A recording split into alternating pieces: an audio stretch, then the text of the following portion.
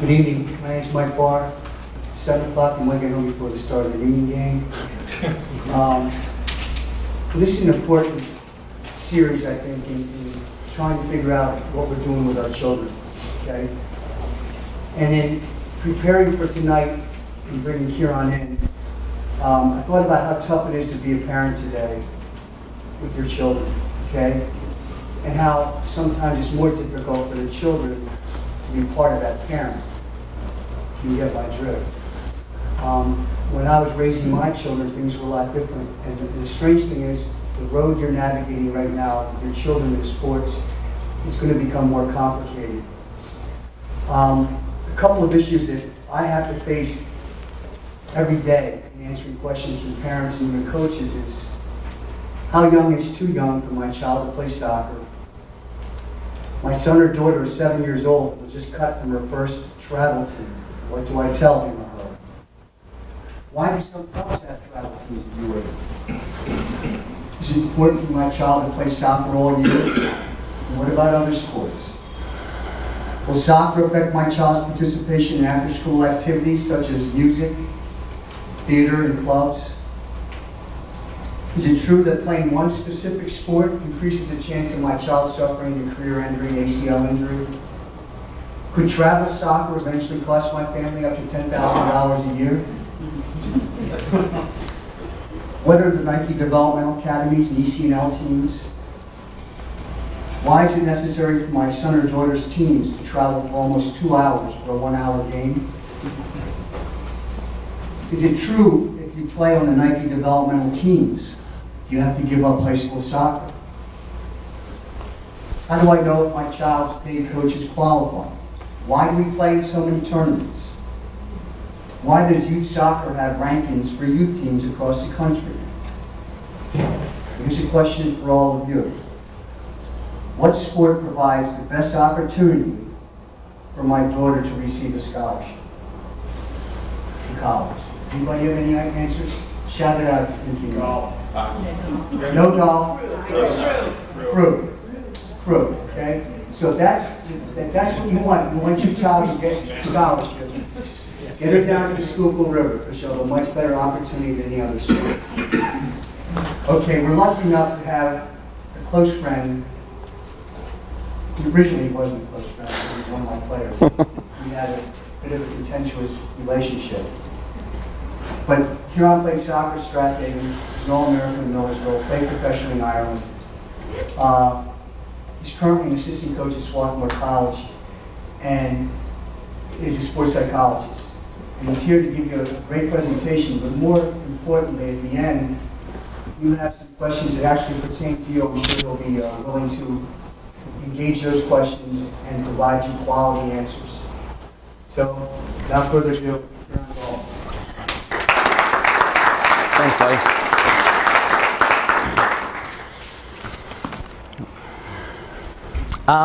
Before I get started, I have to do a little bit of clarifying. Coach Barr misled you a little bit. I'm presently studying for the license exam to become a clinical psychologist. I graduate all the coursework. I just have to take the exam and get a couple more hours of experience before I can call myself a psychologist, but I just went over the ethical part of it, so I have to inform everyone of that. As far as tonight is concerned, I'm going to give you a lot of information, okay? The agenda, I plan on talking for about an hour and a half, which will leave us a half hour of question and answer. However, I've been through a lot of presentations, a lot of discussions, workshops, and the ones I get the most out of are the ones where it's interactive. So if at any point during this presentation you have a specific question that you think is relevant to what we're talking about or relevant to your son or daughter, feel free to raise your hand and I'll answer to the best of my knowledge. However, if we get into that kind of dialogue, which I encourage, I hope it happens, but I feel like we're going to go a little bit far, I'll ask you to keep your questions till the end. So a couple of things to keep in mind throughout the course of this presentation. Number one is all the information I'm going to give you comes from research, but it also comes from my experience as a player and a coach. like Coach Barr said, I went to Strathaven High School, played at Millersville University, got a scholarship there, and I played overseas in Ireland. I am a product of Eastern Pennsylvania Youth Soccer, okay? So I have the experience as a player. I know what your kids are going through. Yes, I'm a little far removed from that time, but I know what they're going through, the pressure that they're experiencing right now. And I think that the pressure they're experiencing now is even greater than what I experienced. But this information also comes from my experience as a coach. I was Mike's JV coach at Strathaven for 3 years. And now, since 2003, I've been the assistant coach at Swarthmore College. I guess where I lack experience would be that of a parent. My son's only 2. So I haven't gotten to that point where soccer becomes all-encompassing. But, you know, one of the things that I think about are the expectations I have for Jack, okay? I played professional soccer. I've coached at one of the best D3 programs in the country. So I have high expectations for him. But in doing all this research and seeing what works best for kids, I know that if Jack doesn't turn out to be a soccer player, because that's a possibility. My dad is a terrible athlete. My youngest brother, I mean, he was into Dungeons and Dragons, he was in the marching band, he was into acting, he was not an athlete at all. That might happen with Jack, but as a parent, I can't live vicariously through my son. If he chooses to be in the marching band, that's what I have to accept, and that's one of the main messages that I send to you guys tonight. Another thing that I think is the most important thing to keep in the forefront of your mind throughout this presentation is keeping a healthy perspective. Okay, a lot of the information I'm going to share with you tonight is about keeping a healthy perspective. We all know of the blatant examples of when parents lose that healthy perspective. Screaming at a referee, I mean, there are YouTube clips of parents getting on fist fights in the sideline, you know, pulling a kid into a car and ripping them apart.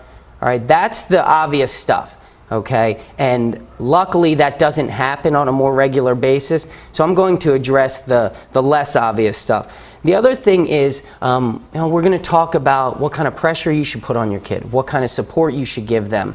You know, and you should always question your motives. Why are you doing that? And if you think that you're the ideal parent, and you may be, but you're not questioning your motives, that can lead to these unhealthy perspectives that I'm going to bring up. Before I got into psychology, I was a first, second, and third grade emotional support teacher. So I was dealing with kids who didn't want to be in school. So I know quite a bit about motivating kids that are in an arena in school where they don't want to be. So I always, even if I had the best lesson plan and things went perfectly, I always question what I was delivering to the kids. Could I, you know, was it to fulfill my needs to be a great teacher, or was I just giving them exactly what they needed at that moment? So as an opportunity to maintain that healthy perspective, always question your motives. Now, are you pushing your kid in this direction to fulfill a personal need for you? Are you pushing them a little too hard, something that they can't handle? And the other thing to consider is confidence. The more I read about sports psychology, the more I come to understand that confidence is probably the most important thing an athlete at the elite levels can have. I'm talking about the best club players, the best high school players, most of college players, and obviously professionals. Because the higher you go up in terms of your ability, the differences between abilities amongst the group get smaller and smaller. I mean, you watch the Union game tonight. The difference in physical ability between the best guy on the field and the guy that's last on the bench is minuscule. But one of the things that really separates the two of them is their confidence, okay? And that is something that the research shows you can have a direct impact on with your son or daughter. You can directly impact how confident they are on the field. When confidence goes down, so I wrote my dissertation on mental toughness in sports. And one of the best articles I read when I was gathering all this data talked about what happens mentally to an athlete when their confidence goes down. And what tends to happen is they revert to, in a mental capacity, they revert to the way they were when they first learned the game. they start thinking things sequentially. I think about my time at Millersville and when I was over in Ireland. And when my confidence was down, I started thinking sequentially. So for example, the ball comes in from my right side. Okay, I know I'm going to take it with the inside of my left foot. I have to bring my foot up so high, and I have to have a little bit of give because the ball's moving pretty quickly. Okay, the ball gets down, I trap it, I see two opponents rushing at me. I decide, okay, I'm going to beat the first opponent with this move, and then once I get past him, I'm going to pass it to my teammate who's over there on the right flank. If your son or daughter is thinking that way and they're past that beginning stage of soccer, they're going to fail miserably. The game moves much too quickly for you to think step by step. Okay? And when I had my best performances on the field. So for example, if I stepped off the field at Millersville and a friend of mine who wasn't an athlete at all asked me, Kieran, when you had that one goal where you beat 3 guys and you put it in the right corner, what were you thinking? My answer was nothing. Because I didn't have those thoughts clouding my ability to perform. And in sports psychology, they talk about flow. Michael Jordan is an example of an athlete who played the majority of his sports career experiencing that flow. But when our confidence goes down, we start to overthink things, we focus on the negative. And again, this is something you can have a direct impact on, and the way you interact with your son or daughter will really help them with their confidence. Okay, so first slide here is, why do parents want their child involved in sports? We all have various reasons for why we would want our kid playing sports. Some of the right answers, okay, influence your child's free time. I want you to think about that word influence very carefully. Because I've interacted with a lot of parents, a lot of coaches who interchange the word influence with control. There's a big difference. When you're trying to control your child's free time, and there are a lot of reasons why we want to control our child's free time. We want them to be healthy. We don't want to get them getting involved in bad things like drugs or alcohol. So soccer would be a good outlet. But we can't control what they do. Improve physical health. Kids nowadays are living a much more sedentary life than they ever have. Video games are, amazingly entertaining. The media frightens us quite a bit into believing we live in a very dangerous world. And if we let our kids go out and just play, they're going to be abducted, something terrible is going to happen. And being a new parent, yeah, I have those fears and worries myself. I wonder when Jack gets to that age and he's able to kind of go off with the neighborhood kids, am I going to allow that? I know my wife's really going to struggle with it. But because of that, we tend to let our kids stay in much more than they need to. Soccer can help them develop a sense of responsibility. They have to be responsible to their teammates, to their coaches. They have to be responsible in time management, especially when they're at the high school level. They have to juggle 3 different sports, playing an instrument, being in the drama club, and then, of course, academics. It can help your child become goal-driven and increasing intrinsic motivation, and it can help increase self-esteem. Obviously, soccer can also decrease self-esteem, but if you're interacting with your son or daughter the right way, you can help them with their self-esteem. It can also build values, positive attitudes, and life skills. Those life skills are so important. I got through a doctoral program at Immaculata University. It took me 6 years. I was working a full-time job as a teacher. I was working another job as an assistant soccer coach at Swarthmore College. I got married during that time and I had a son. And you know what? In high school I was a fairly average student. The reason I was able to get through all that stuff was because of the work ethic I developed through soccer. So that's a life skill that you can carry, your son or daughter can carry with them throughout the course of their life. Character development also, and personal enjoyment, which I'm going to talk about more in the next couple of slides. So these are kind of the right answers that you should be having in the forefront of your brain when you're thinking about why you want your son or daughter develop or involved in soccer. The wrong answers. Now before I go over these aren't necessarily wrong answers when you think about it, because yes, for example, scholarships. When I interact with a parent and they say the only thing that they're concerned with is scholarships, that's when it's the wrong answer. But scholarships are important. Money's tight. The economic situation in this country isn't at its best, and tuition is amazingly expensive. So scholarships, yeah, it can drive you, but when that's your only reason for having your kid playing sports, that's a problem. Another thing is too much unhealthy pride. Pride in your son or daughter in their ability to perform on the field is great. Now, I work in a school district where I deal with parents who have too much unhealthy pride, parents who don't have any pride and neglect their kids. And the neglect is far worse. And obviously, that's not an issue with anyone in this room because you're here right now. You're vested in your son or daughter's future. But unhealthy pride, an example of that will be when you want your son or daughter to do the best on the soccer field because it elevates your social status. We talk about different forms of social status, the best car, the best house, the best neighborhood, the best job. But I can't think of a better form of social status than having the stud athlete on the field, okay? But when that's driving your motivation for your kid to do well, that becomes a problem. Bragging rights is another one. I'm going to talk about the professionalization of sports in America. And the professionalization is when kids become hyper-focused in one sport at too early an age. And one of the reasons that happens is because of the old saying, keeping up with the Joneses. So your son or daughter is playing on a club team and they're doing very well and they seem to like what they're doing. They may be playing field hockey or ice hockey or be involved in playing a musical instrument or the art club or whatever. But all of a sudden you see that Timmy down the road, his parents have him playing on 2 club teams and he's going to 3 camps during the summer. Okay? All of a sudden as a parent you start thinking, I'm being a bad parent if I'm not pushing my kid to that degree, getting them involved in all that stuff. And for some kids, that works. Okay, I'm an example of that. You know, I played ice hockey for half a year in high school. I didn't really play any other sports. It was pretty much soccer for me. It just worked for me, but not all kids are that way. Some kids like to have their hands in other pots. Okay, so just because the neighbors are doing it doesn't mean you have to do it, and it doesn't mean that you're being a bad parent if you don't do it.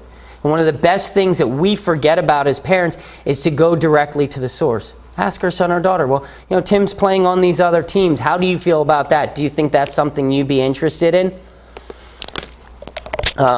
Okay. Another thing that I talked about, an unhealthy reason, is controlling your child's life. Okay. Influencing, yes. That's important. That's your role as a parent. But controlling your son or daughter's life, that's an unhealthy perspective. And the last one I'm going to talk about is when your son or daughter's soccer career is your entire life. That's your entire reason for living. You have no other interests outside of soccer. It encompasses everything that you do. Okay? You know, psychologically speaking, that term is called enmeshment. That there is no separation from you or your child. You have your own life, and you should be doing things that don't involve your son or daughter from time to time. And that's a hard thing to do because we want the best for our kids. Okay, it's hard to separate from our own children.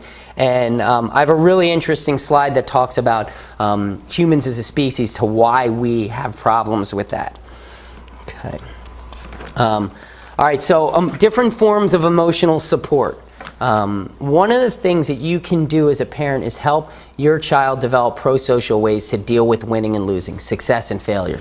Soccer is a phenomenal sport because it is a microcosm of life. Life is a series of successes and failures, elation and disappointment.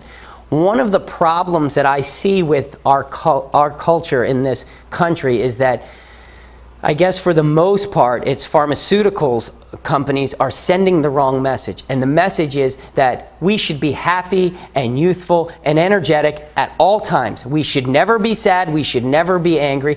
And that is unrealistic. Okay? And your child is going to experience ups and downs with soccer. As a parent, it's your responsibility to help them navigate those highs and lows. So that's one of those life skills. Another thing you can do to provide emotional support is to discuss tactics with your kids. And I have in parentheses, if you have the knowledge. All right. I'm going to talk a little bit about developmentally where your son or daughter might be at. For example, when your kid just first gets into sports, you're still up on that pedestal. They think the world of you. You can basically go in the backyard and teach them the basics. The problem is I've seen parents overstep their bounds and undermine what coaches are trying to deliver because they think they're the expert when they're not. So when you leave that expert role, okay, there are some coaches in here which you probably will never leave that expert role. But the majority of you in here are parents, and you're not in that expert role. At some point, probably around 9, 10, 11, your son or daughter is going to have more soccer knowledge than you. And one way you can emotionally support them is put them in that expert role. Ask them about the tactics, the formation that the team's playing, what the team wants, what the coach wants your son or daughter to do in different scenarios. Okay? And this has a lot of benefits. One of the benefits is that it helps your son or daughter form a more concrete understanding of what they're supposed to do. General learning, if you can explain something, you know it very well. And if they can explain it to you and they have that opportunity to explain it to you, there's a better chance they'll be able to carry out those tactical maneuvers out on the field. It becomes more concrete to them. It's not just this abstract idea. So that's an important thing to think about. Another one, obviously, is providing verbal encouragement. We often get away with this, especially when our kids get older. You go out to any youth field ages 6 to 10, parents are fairly encouraging, verbally encouraging their kid, saying the right thing, but when they get older, we kind of get away from that. One of the reasons is we don't want to embarrass our kids, okay, because their peer acceptance becomes the most important thing. Mom or dad, don't embarrass me, okay? But you can verbally praise them at a later time. Being a realistic advocate. This is an important one because being realistic with your own son or daughter can be difficult. It's very easy to get blinders put on when you're dealing with your own son or daughter because you want the best for them.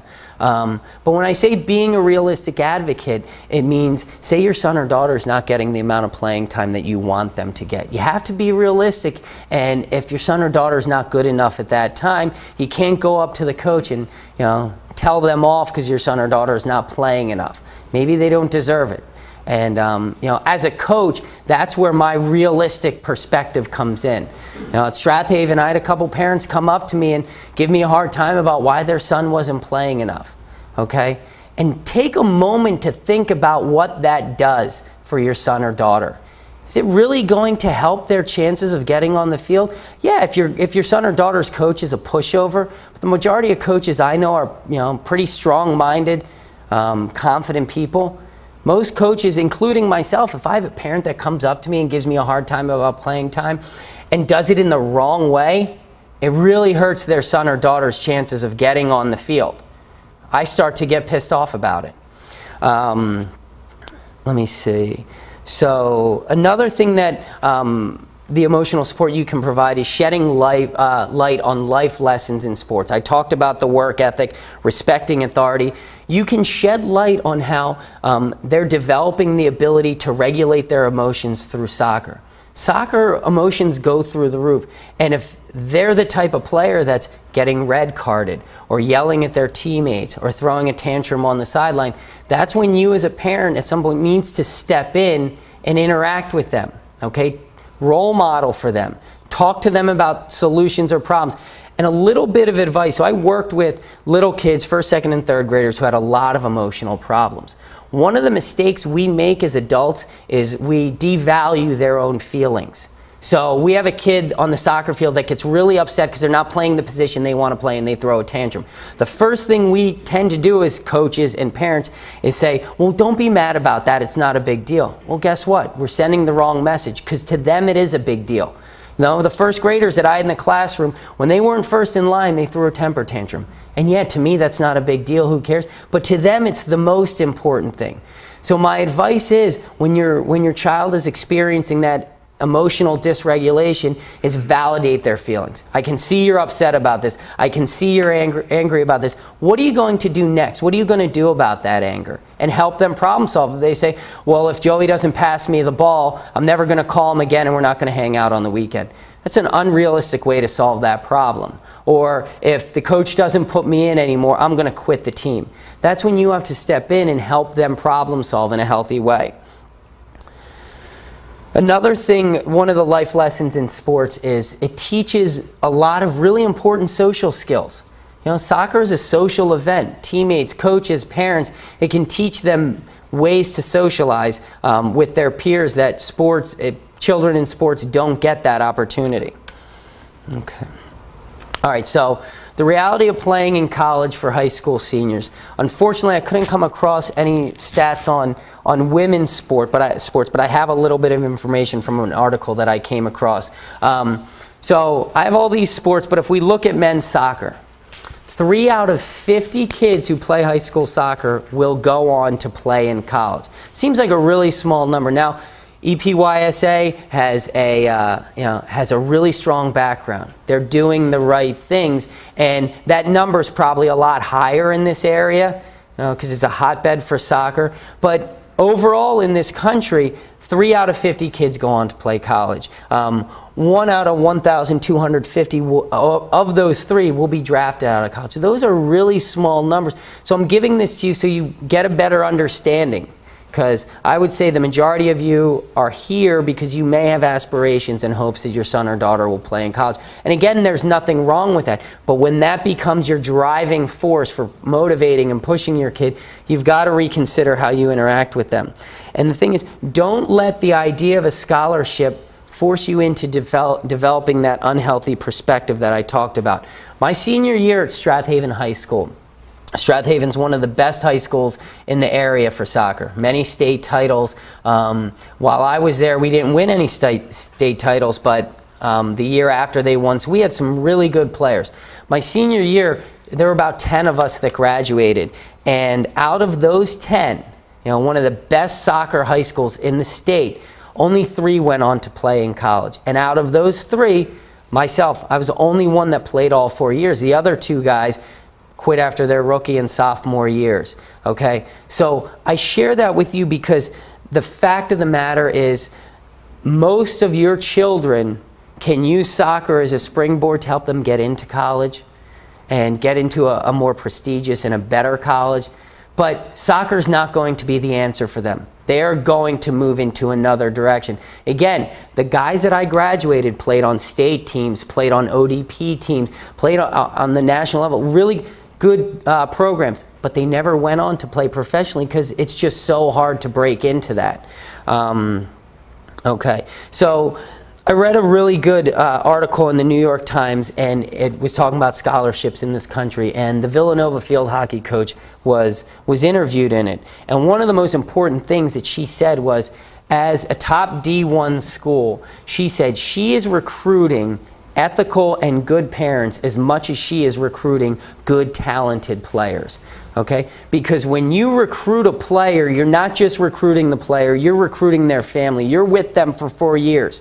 I've seen it at Swarthmore College. And, if we have a kid that's on the bubble, or the Villanova coach talked about, a kid that's on the bubble, she's not really sure if she wants to recruit. She talked about this father who all he talked about was scholarship, scholarship, scholarship. And guess what? She stopped recruiting the girl because of the way the father was interacting with her. So the way you approach the recruiting aspect, the coaches are recruiting you as much as they're recruiting the kids. Okay. The other thing that I thought was important, that's a little bit off topic, but it's something that you can share with your own son or daughter about scholarships. Say they're one of the fortunate players in this country to get a scholarship. The coach at Delaware and the coach at Villanova talked about often players will think that once they get that scholarship, the hard work's done. When the fact of the matter is the hard work's just beginning. Because scholarships aren't promised for 4 years. They're granted on a year-to-year basis. And if their performance slips, that scholarship can be taken away. And you better believe the non-scholarship players on the team know this. So they're going to be pushing those scholarship athletes. So if your son or daughter is very fortunate and does get a scholarship, that's really when the hard work begins. Okay, so we're going to shift gears. Why do kids choose sports? Okay, and this is obviously the most important information, because when you boil things down, why you choose a sport and push your kid in a certain direction ultimately becomes irrelevant. It's about your son or daughter on that field. Okay, So the first thing is competence. Competence is very important. I mean, you think about it. Would you have chosen a sport growing up that you were terrible in? No, your son or daughter at a very young age had some level of talent. Because of that level of talent, they felt good about what they did. It raised their self-esteem, and it motivated them to play more. And they choose these different sports based on their skill and their strengths, things that they're good at. And obviously, motivation just naturally increases because of that. Affiliation is an important one. Peer acceptance. Now, I think about some of the players I have at Swarthmore College. We become a national powerhouse. We've been ranked in the top 25 for a couple years. We've won the conference twice recently. And because of that, we have some players that simple reality of the situation is they'll never step foot on the field unless it's a blowout. And some of those kids are fine with that. They love being a part of this program that we've created at Swarthmore. Okay, so some of your kids may be in that boat. They don't want to be the superstar. They like hanging out with the guys or the girls. They like being a part of that. We as humans are social creatures. We like interaction. Okay, another thing is older kids will start spending more time with their peers than their parents. And I'll talk a little bit more specifically about brain development and how that ties in, and it's really interesting research. And the other thing is research shows that there's greater levels of satisfaction with team sports than with individuals. If any of you have a chance to get some really fun reading in, summer's coming up, I highly recommend the book Open by Agassi. Some of you may have read it. Yes, it's fascinating to hear about his drug use and the fact that he was basically wearing a toupee that was in the shape of a mullet. But the thing that I thought was really interesting about that was he got involved in tennis because his father pushed him really hard. And he always said that he despised his father for that reason because he wanted to play soccer and he wanted to be a part of a soccer team. He wanted to be with the guys. And he said tennis was such a lonely sport for him and he was out there on his own.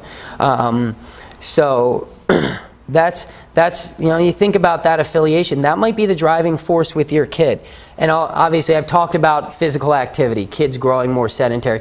And soccer is one of the best sports for this. When your kid gets the highest levels, research shows that the highest levels soccer players are running anywhere between 5 and 10 miles a game.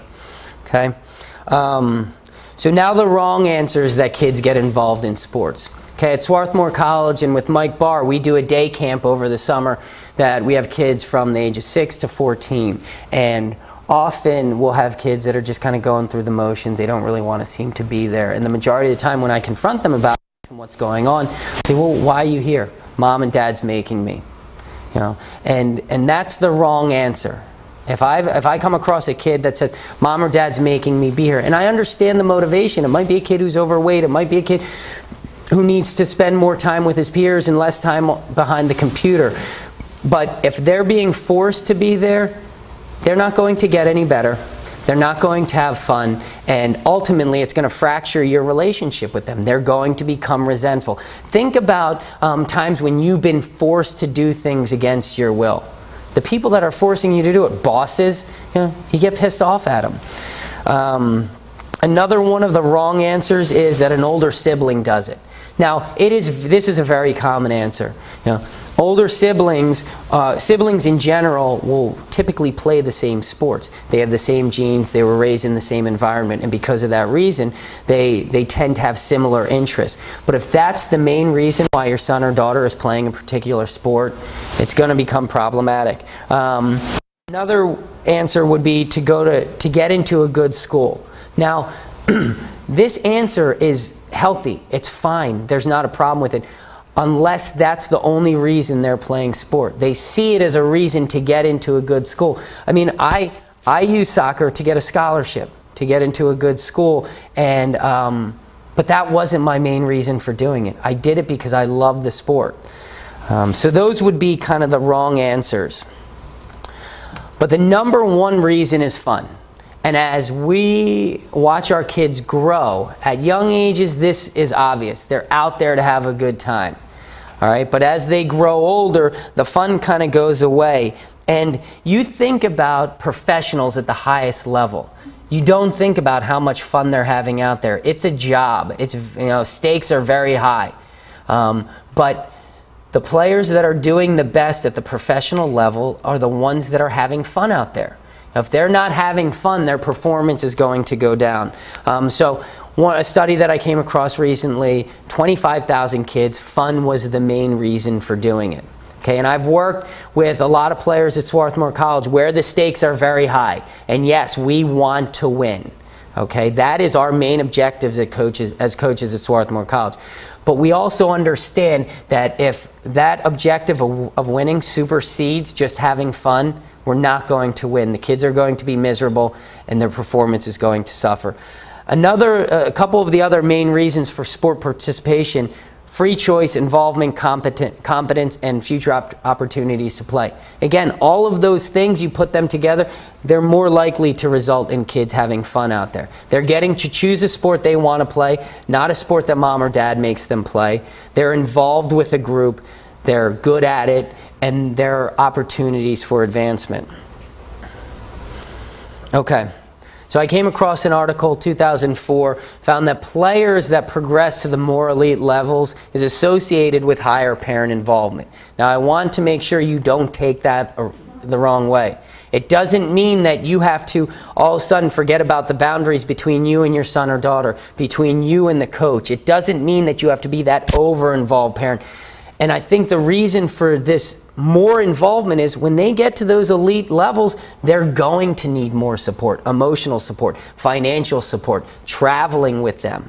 And when your kids get to those levels, that really does become your role as the parent, as provider, as supporter, and not as, the evaluator. Okay, so get involved, maintain that healthy perspective. And one of the other things is that I came across, and it was all over Facebook, a really good article on Yahoo about two college coaches out in Seattle, Washington, and they talked about motivating kids. And through their 30 to 40 years of coaching college level players, they did informal research and interviewing players. And players who played in college or went on to the professional level, they said the most common reason, or the most common answer to the question, what was your worst sport experience as a youth, was the car ride home. The car ride home with mom or dad was their worst experience. It wasn't that terrible performance on the field. It wasn't the time as a goalie when they got megged in the last 5 minutes of a game. It wasn't the forward who missed the open net. All right, it was the car ride home. And one of the reasons is kids want to go back to being kids, but as parents, we don't allow that. We think we need to give them feedback and we need to motivate them in that moment.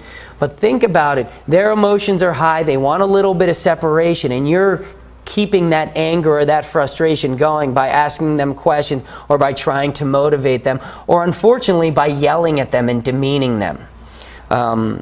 So that was the #1 answer given for worst sport experience.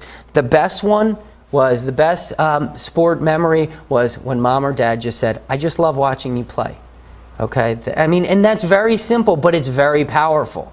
Okay, and we think as parents, we need to do more than that. We need to do more than just give them positive encouragement. We need to give them really explicit feedback and very detailed information about their performance. No, you don't.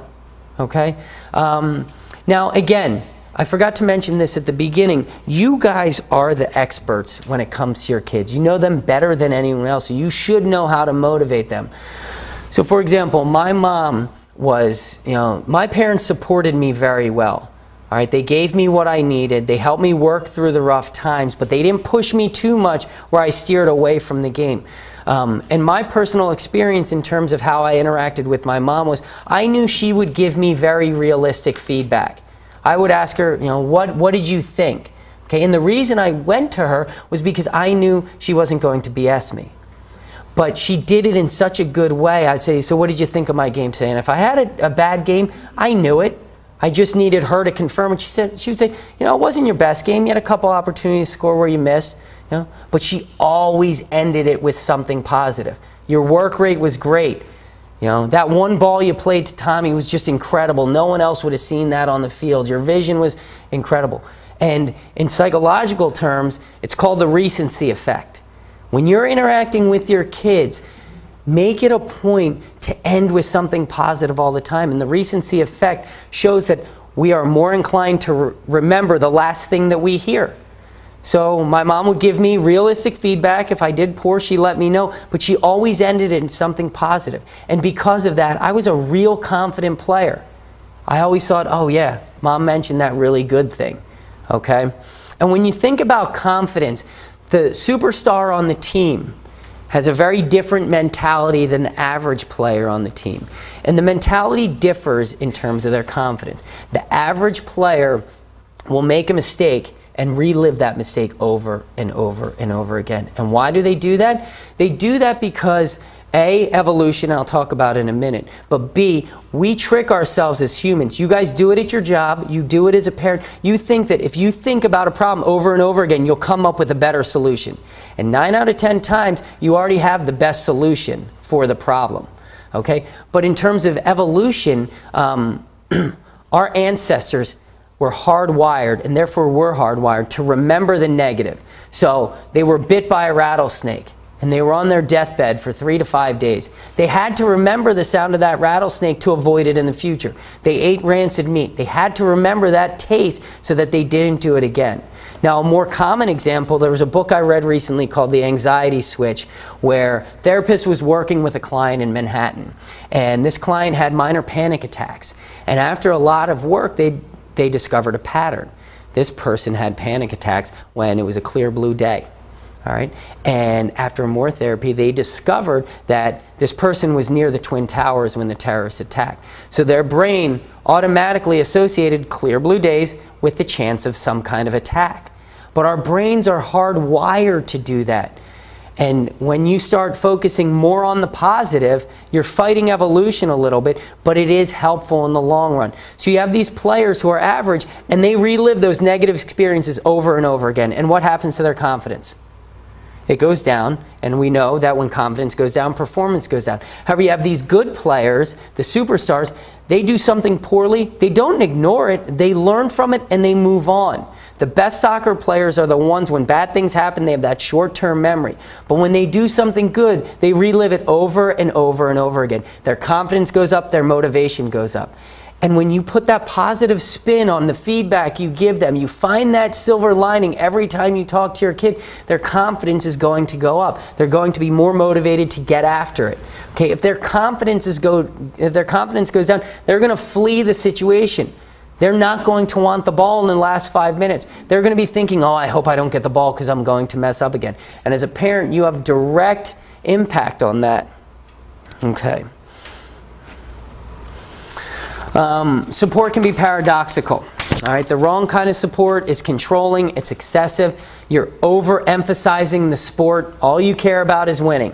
All right, yelling and criticizing, and uncontrolled emotional reactions.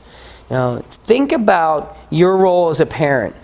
You don't force the decision making. You don't control your kid. You help them with decision making, and you can steer them in the right direction. So the most common example when I talk to parents is, my son or daughter's thinking about quitting. What do I do? Okay?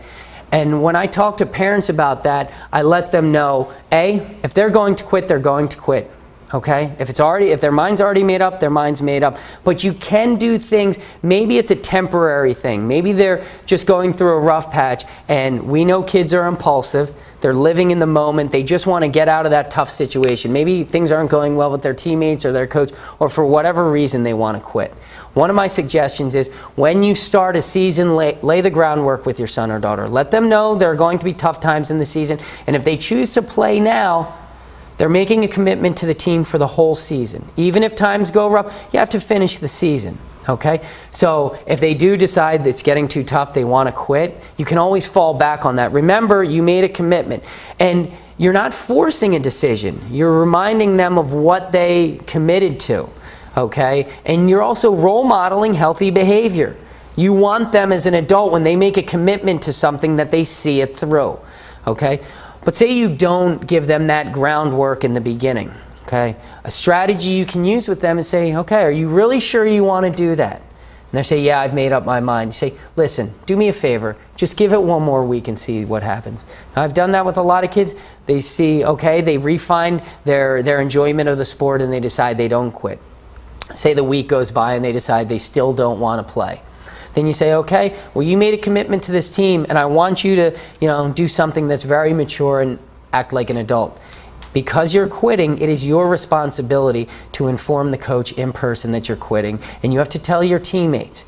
Now, yes, that's really hard to do because we're putting our kids in a tough situation. No one wants to do that, okay? But if you're the one going to the coach and telling them that they're quitting, you're taking away a valuable learning experience from your son or daughter. And that experience, if you put that expectation on them, they may decide, you know what? That fear of quitting and telling the coach that I have to quit, you know what, I'm not ready to do that. I'll work it through this year. And they might refine their love of the game. They might not, okay? But you're role modeling good behavior for them. All right, let me see if there, before I get to this clip, if there's anything that I've missed. All right, so I want to talk real quickly before the clip about brain development. I'll try not to get too clinical here. Different parts of the brain develop at different times and different rates. The part of the brain that's responsible for socialization and emotion is called the amygdala. That part of the brain develops much more quickly than the frontal lobe, which is responsible for logical decision making, planning for the future. So as a result, your kids, when they get, early high school, throughout the beginning of college, are going to make decisions that are based purely on their emotion and purely on peer acceptance. It's why kids make bad decisions with drinking and driving. Okay, there was a really good study done on this where kids were put in driving simulators, and one group of the kids, they were isolated, they were by themselves. And then another group of kids that they were either with their peers or they were told they were being watched by their peers.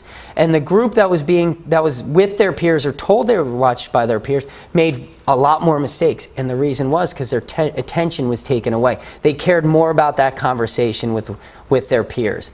Okay? So it doesn't give your son or daughter a reason for making those dumb decisions, but it gives you some understanding of why all of a sudden in high school, they've loved soccer their entire life. Now all of a sudden they don't want to go to the tournaments on the weekends. They don't want to go to practice on Friday night because there's a big party, or they want to go to the movies with their friends. Okay, that's what's driving them. And all of your kids at some point will start having thoughts about quitting because socialization and hanging out with their friends is more important. And it's your responsibility to help them navigate that really tough time, to help them see the big picture. But again, help them. Influence them. Don't force them. Don't control them. All right. So this clip, if I can get it to work, is no internet. All right, don't worry about it. It's a clip from a softball coach who coaches at the national level, and he talks about unconditional support. You support your son or daughter regardless of the situation, regardless of how they're doing, winning or losing. You give them the same kind of praise and the right kind of support. All right, motivation. So we have the Simpsons clip here. Motivation, that's a paddling, okay? When I saw this clip, I think about a conversation that I had with Rudy Fuller, who's the head coach of Penn Soccer's men's team. And he talks about how bizarre it is that in sports, we think it's an appropriate form of motivation to get in someone's face, scream at them in a public forum, demean them, put them down. Now, if you're working at your job, how inappropriate would it be if your boss got in your face and screamed at you about, get that report done or file those files quicker? Yeah, there's some bosses out there, okay? But in soccer and sports in general, we tend to think that might be appropriate. I can't remember how many times I saw a coach use 6, 7, and 8, and they're screaming at the kids. Screaming to the point where everybody can hear them and saying really negative, awful things to these kids. Fragile young kids. And when I approach them, I'm like, whoa, back off, relax. They're 6, 7, and 8. They're out here to have fun. You're making it miserable to them. And their most common response is, well, that's the way my coach treated me. That's the way my mom or dad treated me. And I turned out all right. And in the back of my head, I think, no, you didn't. You know, there's something wrong with you. And it's funny how we forget how awful that experience was when we had that coach yell at us, you know, in middle school or in grade school. But we forget about that. We think that that's okay, and that's not. And one of the things I do at Swarthmore College when we start preseason is I ask all the incoming freshmen, think about your best coach, the one you got along with the best, and the one that got the most out of you. How did he or she treat you? Okay? And it is very rare. I think in my 9 years at Swarthmore, maybe 1 or 2 players has come up to me and said, my coach that got in my face and ripped me apart in front of my teammates was the one who got the most out of me. The majority of them say, give me realistic feedback, tell me what I need to do better, but don't embarrass me. Don't do it in front of everyone all the time. Pull me aside. And as an assistant coach, that's my role. You know? So that's what I do a lot of. So in terms of motivation, you look at developmental stages. So the first stage, initiation and sampling. This is kids from like 6 to about 10. They're discovering if they have a talent. They're trying all these different sports. When I talk about professionalization, one of the problems that we have, especially in soccer, is we force our kids into these later stages way too early. They're just out there to have fun. You know, one of the more common answers when I ask kids before the age of 10, what's the best part of the game? The pizza party afterward. Huh? And there's nothing wrong with that. That's fun. They're supposed to be having fun. Okay? The next stage would be specializing. That usually begins 11 to 12 years old. That's when there becomes more of a focus on 1 or 2 sports. And there are 3 possible outcomes. They invest to become elite, they compete recreationally, or they stop playing. Okay? And the last stage is investment and mastery. And this usually begins at the age of 15. That's when there's heavy and exclusive focus on one sport. And Mike and I were talking about it a couple weeks ago. That sense of competition really doesn't start developing until 13, 14, 15 years old. Okay? So don't pressure your kids into mastery too soon. The outcome, the most important thing is that they're having fun. Again, if they're in one of those initiation sampling stages or specializing stages and you're forcing the mastery, they're probably not going to be having fun. All right. All right, so another thing, this acronym in terms of increasing motivation that you can keep in the back of your head, target. The first one is task. Have collaborative tasks as your son or daughter. Be on the same page.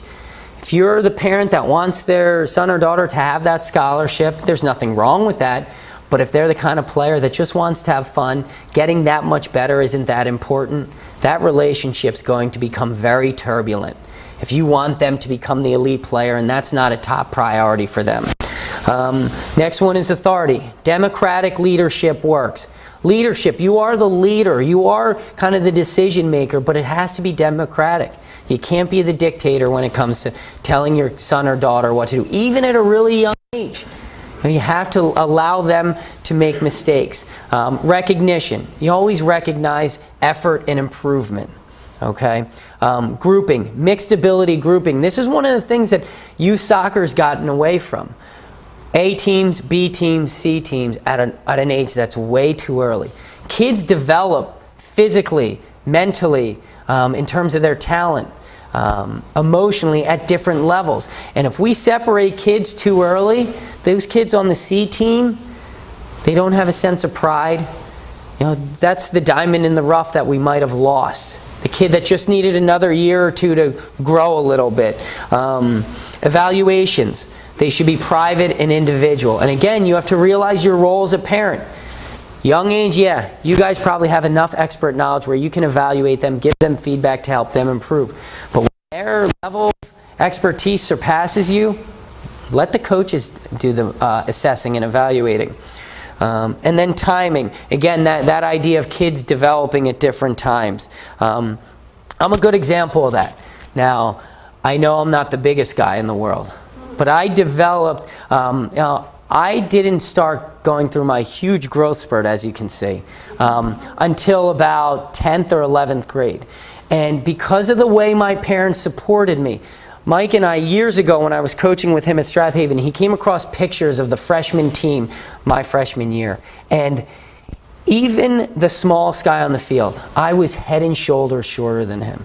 That was a really tough time for me because I'm getting knocked off the ball. Those taller guys are a lot faster than me. They're physically stronger. I was, at high school, a boy playing amongst men. And that was a really tough time for me. My parents supported me appropriately, and because of that, I was able to work through those hard times. And I didn't start playing my best soccer until I got to college. Okay, but if my parents hadn't supported me and given me what I needed, I might have quit my freshman year, okay, because it was a really rough time. So just keep in mind development. All right, so the next couple of slides are going to get a little bit clinical, but I'm going to try and explain in a good way. So what motivates your child? So there's this idea of task goal theory, or achievement goal theory. And there's mastery or task achievement, and there's performance and ego achievement or orientation. Players are on different levels of both of these. So you have players that are high in task and mastery and also high in ego, or low in one, low in both. But task orientation are the kind of players that are motivated by getting better, motivated by their effort. And this is a really good thing. They're looking to always outdo their last performance. They're looking to master a specific skill. An example would be a kid learning how to do a bicycle kick, or a goalkeeper learning how to dive better to his left. Then there's the performance and ego. And this is the player that's motivated just by winning. Now, like I said, they can be very high in both areas or very low in both, or on different scales. The ego orientation are the players that just focus on comparing themselves to other players and outperforming others. Now, the research shows that high task goals are associated with positive motivation, and low task goals are associated with less desirable outcome. So let me explain a little bit better. So the task-oriented motivation is, like I said, the player that just is always looking to do better and always trying to outdo their last performance. And this orientation fosters intrinsic motivation. They just want to get better. They're always going to outdo their last performance. Athletes with this kind of perspective tend to believe that greater effort leads to greater success. Now, on the other side, you have ego motivation. Their evaluations are all based on outcome. These are the athletes. So if they have a high ego orientation and low motivation, or low task motivation, their effort is going to decrease when a loss is imminent. So these are the kind of players in the last 10 minutes of the game, they're down 3 goals, they're just going through the motions, they don't care. And as a coach, I don't want that kind of player on my team.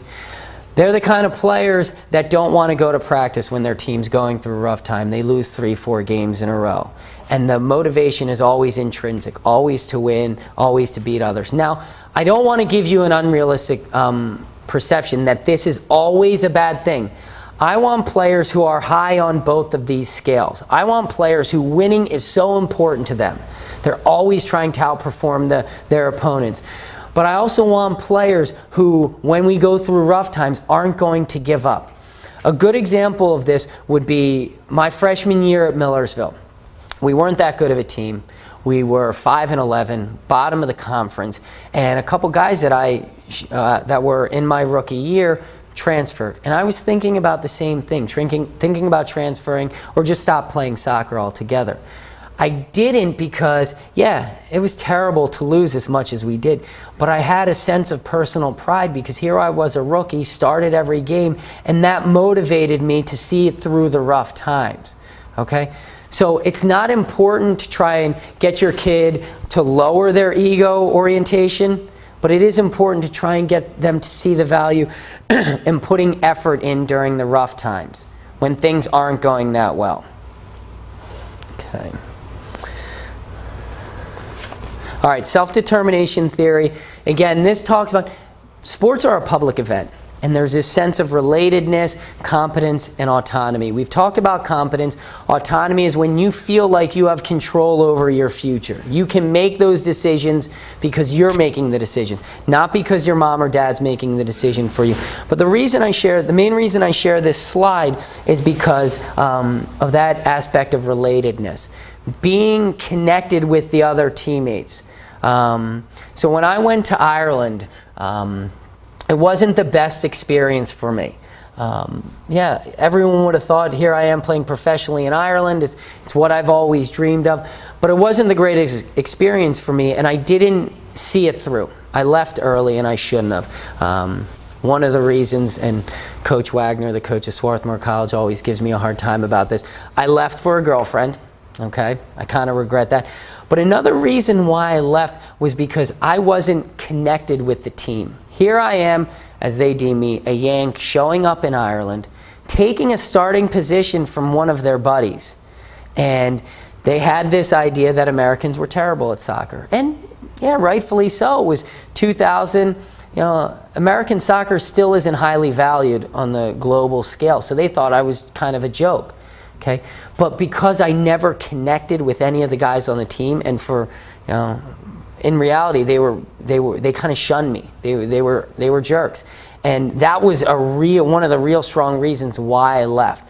So your son or daughter has to feel connected on the team that they're on, and you can help them build those connections with other teammates. All right, so moral motivation. I've talked a lot about this. When an athlete's motivated by a controlling force, their autonomy, their decision-making obviously is undermined, and their sense of competence diminishes. If they don't feel like they're doing something that they're good at and mom or dad's forcing them to do it, they're not going to want to see through it. So what can you do as a parent? Give them information. Don't tell them what to do. Give them realistic feedback. Put the positive spin on it. And when you do that, motivation is enhanced, intrinsic motivation, and that sense of competence improves. The other thing you have to think about is, why are you giving feedback to your son or daughter? Okay? And this is where self-reflection becomes real important for you as a parent. One of the main reasons is, it's my job as a parent. And yes, as a parent, it is your job to give your son or daughter feedback about what they're doing in life. But there are some other reasons that I talk to parents about that are negative, that they think, well, it's my job to give them feedback, and they need to respect me because I'm their parent. And if that's a driving force into giving feedback, it defeats the purpose. Don't give them feedback about soccer because they have to respect you. Give them feedback about soccer because it's your job as a parent. Another reason is, they won't improve without my feedback. Yeah, at a young age, that's probably true, but as they get older, really insightful. They know when they play well, they know when they play poorly. They don't necessarily need you to dogpile, especially when it's negative. When they have a bad game, sit down in the car with them, and if you're getting that urge to talk to them about the game, your first question should probably be, hey, do you want to talk about the game? And if their answer is no, respect their wishes. Think about when you had your worst day at the office and your husband or wife pulls you aside, oh, you look worn out. What was going on? I don't want to talk about it. And they really pressure you. A lot of times that's going to result in an argument. Treat your kid with that same level of respect. If they don't want to talk about it at that time, don't push it. And especially because their emotions are still really high. The feedback is probably going to get lost. Let them calm down and then ask them again. And again, if they say they don't want to talk about it, they don't want to talk about it. It is not your role to force feedback on. It's their coach's role. All right. So what does the research mean? As players get older, coaches motivate through instruction and assessment. Parents motivate by supporting both participation and learning. And peers, when they get to that part where their brain's developing differently, when the socialization and emotions are running really high, peers will motivate through competition, evaluation, and social relationships. So the YouTube clip that I have, softball coach again talking about coach-parent relationships. The best parents that I've worked with are the ones that know the boundaries, not the ones that come to me right after a loss and say, Coach, why didn't you put my son? Again, that's going to make me really angry. They're the players that or the coaches, or excuse me, parents that let things calm down, come to me later, and they might say, what can I do as a parent to help my kid improve? Okay, that's realistic. A good friend of mine was, great goalie at Penn, goalie coach at Penn, is helping us at Swarthmore, and he's working with kids on an individual basis. And he's run across a couple of parents who are overstepping their boundaries. They send him an email, and 3 days later, he already has 4 or 5 emails saying, when can we make this individual training happen? When can we make it happen? He responds saying, listen, we're going to have to play it by ear. I have an important job that keeps me very busy. I have a son and a daughter that are really young. I have other responsibilities. When I can find time, I'll give you a call. And they're emailing. Yes, you want your son or daughter to get that individual training. You want them to get the best. But what these parents don't realize is they're turning the experts off, the coaches. All right, he does individual training, but when those parents get after him, even if they're saying, we'll pay this amount of money, saying, no, you know what? This parent seems like they're going to be a pain. I don't want to work with their son or daughter. Okay, so you have to respect those boundaries. Okay. So why do we overwhelm? So this was really interesting. I came across a really good article recently, and it talks about why we have a hard time letting go as parents. So humans as a species, our children, from the time they're born, they have such a prolonged period of dependence on us. They're immature and they need us to survive, where other animals, they're born, they need minimal, parenting, guidance, food, shelter. A lot of animals, when they're born, they're up and running. When my son was born, the doctor said, think about the first 3 to 5 months as the 4th trimester of the pregnancy. They are helpless. We need to give them so much attention and support at young ages because they can't do anything for themselves. However, because of this long extended period of dependence on parents, we have a hard time letting go. We have a hard time realizing that our kids don't need us anymore. My son turned 2 early February, and there are times when he's off doing his own thing and he gets frustrated. And I don't want to sound sexist, but I think mothers have an even harder time with this, and I think a lot of that has to do with that maternal instinct. Letting go of your son or daughter. So a great example in my house is Jack's playing with some toys, and he starts getting frustrated because he can't fit the puzzle in the right piece, or he can't turn his train on. And for me, it's a little bit easier to step back, let him experience that frustration, get upset, and let him figure out it on his own. My wife is very quick to jump on top and say, because it's hard as parents to see our kids frustrated and upset and struggling, okay? But my job at the school district was another perfect example of this. I would have a lot of kids who couldn't manage their behaviors, their emotions. And a lot of times when I talked to mom or dad was when I said, well, when they were a real young age, when they got frustrated or upset, how would you deal with it? Well, I was a good parent. I went up to them. I solved their problem for them. But we're doing a disservice to our kids in that situation. We're not allowing them to develop the coping skills. Frustration's it's inevitable. It's going to happen. Kids have to be able to make mistakes on their own. So some examples of soccer would be your 6, 7, 8-year-old. Parents are packing their bags for them because they don't want them to forget their one cleat, or they don't want them to pack their wrong uniform, okay? Let them make that mistake. Yeah, they might miss a game, but there's a better chance that they will learn from that experience of sitting on the sideline not being able to play because they don't have their equipment. Failure, mistakes are a great teacher. So the kid gets a little bit older, and I've worked with high school kids, and during halftime, 16, 17-year-old kid, mom is running onto the bench and handing them Gatorades. Think about it. They're 17, 18 years old. Are they going to develop a really healthy sense of independence and responsibility if mom and dad is taking care of everything for them? Absolutely not. Okay? And then even when kids get into college, it's hard to let go of your kids and let them go to college. But college is one of the reasons is so that they can become young adults and fend for themselves. Okay? Trial and error is really important. Okay. So,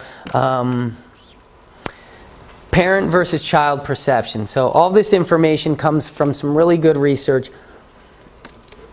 And basically the first one says that parents tend to perceive that they are putting less negative pressure on their kids than their kids think they're putting on them.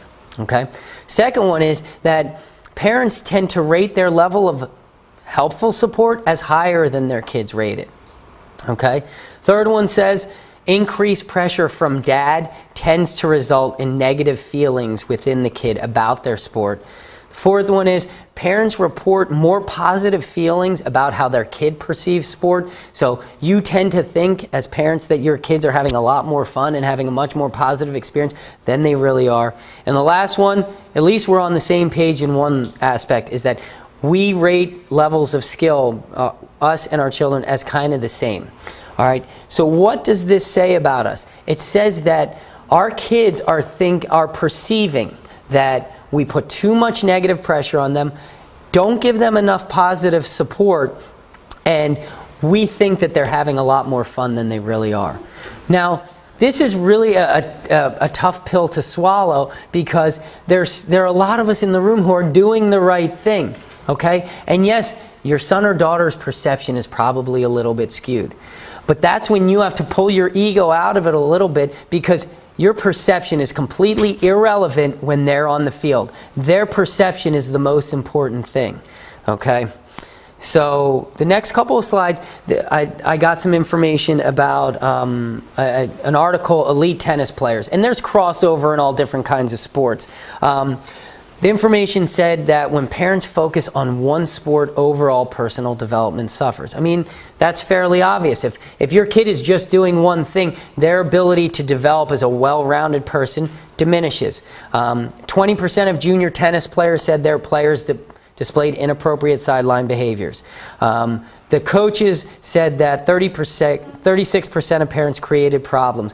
So if we were to take this group here, and there was crossover between soccer and tennis, which I think there is, 20% of your kids think that you're misbehaving on the sideline, that your demeanor, your actions on the sideline are inappropriate. And then 36% of the coaches of your sons or daughters say that you create problems. Okay? And that, again, that's hard to think about, because we think we're doing everything right. And if you think back to one of the first points I made, was always evaluate how you're interacting with the coaches, how you're interacting with the players. Is this the right thing to do? Don't just blanketly assume that you're always doing the right thing. Okay? And the last one I think is the most important thing on this slide. Is it basically says that, that pre-competition anxiety, nerves, okay, perceived competence, and internal control is directly linked to your expectations of your kids, your involvement, and the perceived pressure that you put on your kids, their perception.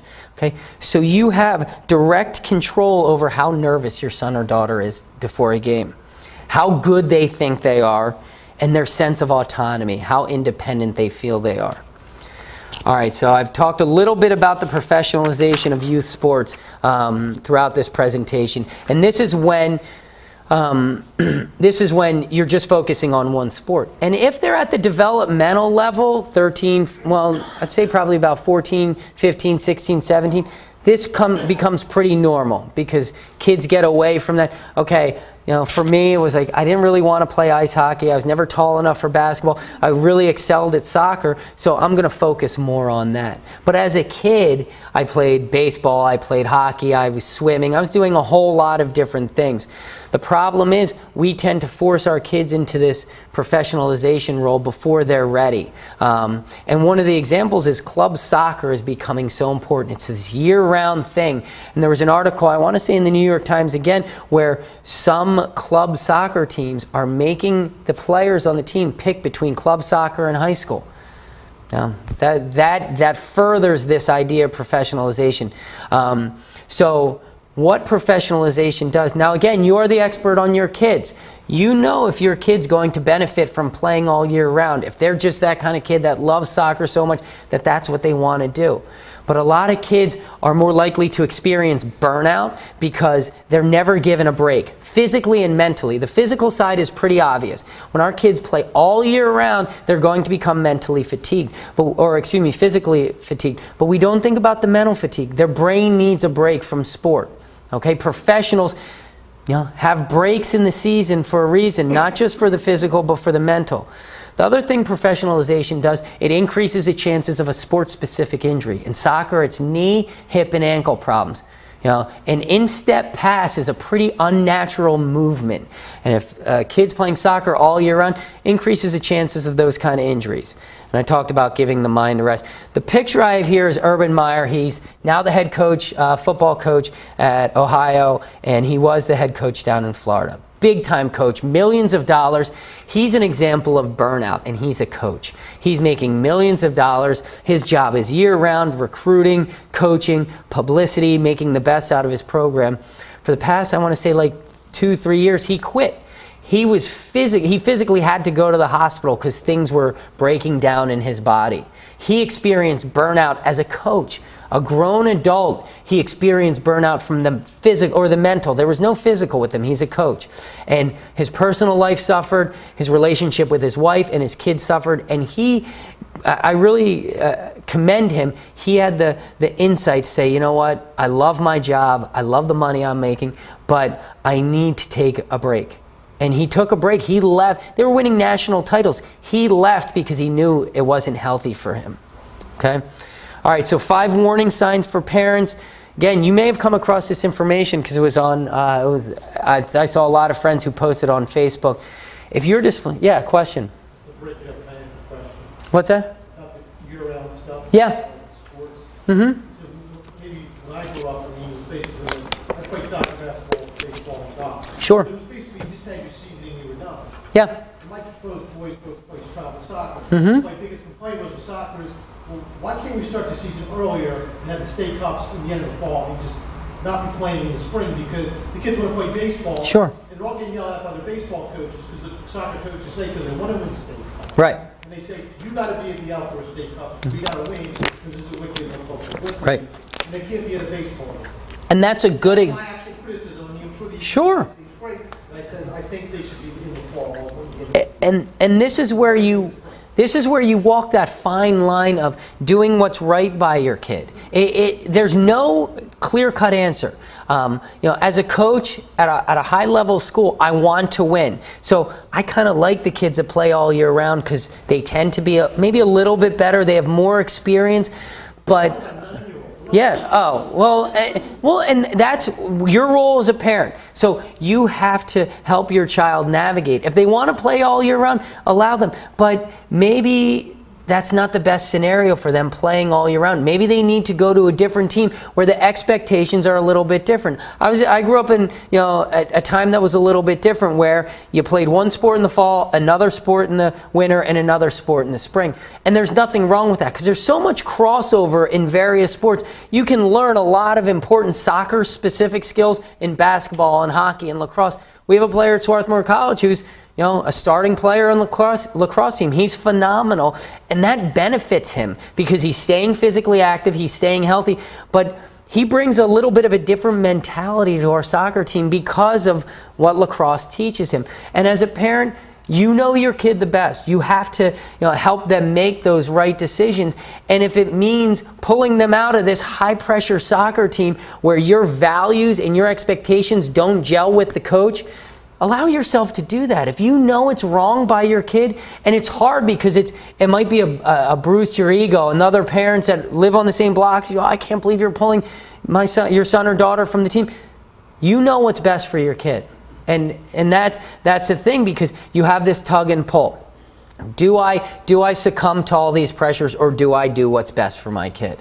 And it's a difficult thing to do, and there's no clear-cut answer because every kid is a little bit different. But again, I can't emphasize enough that you are the experts on your kid.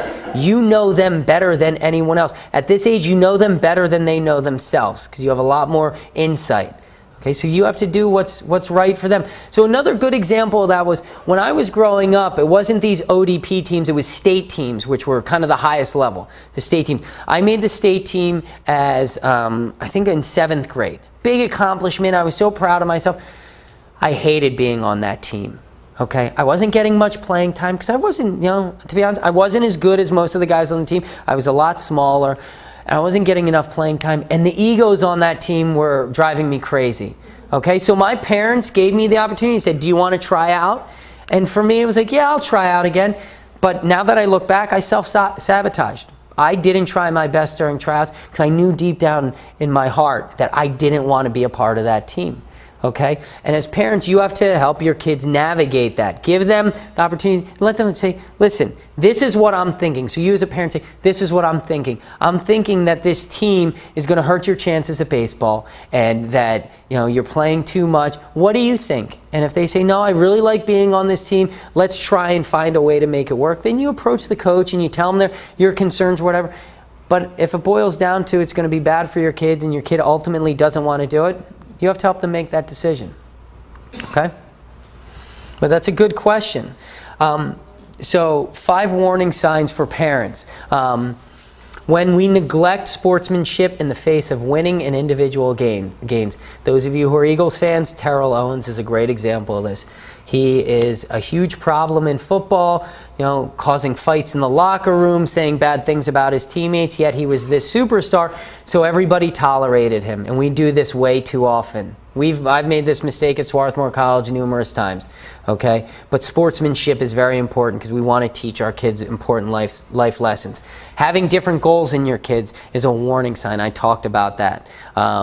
Treating your child differently when they lose. When they win, you praise them. You want to talk to them. When they lose, you clam up and you don't say a word. Undermining the coach. Kid gets in the car after the game. Oh, your coach is an idiot. You should have been playing this position. That's a problem. And then fulfilling your own sports needs through your children. Okay? Then positive signs of a parent. When you cheer on everybody. Okay? Not just your kid. Appropriate role modeling. That sideline demeanor. Having appropriate boundaries with the coaches. Knowing your role as a player or as a parent and being a good listener and encourager. And because Men's Health, I actually just came across this article yesterday, which has valuable information. I mean, it comes from a sports psychologist and Jimmy Nielsen, the goalkeeper of Sporting Kansas City, and it talks about 5 points on how to coach your kid in soccer. Number 1 is leveling the playing field.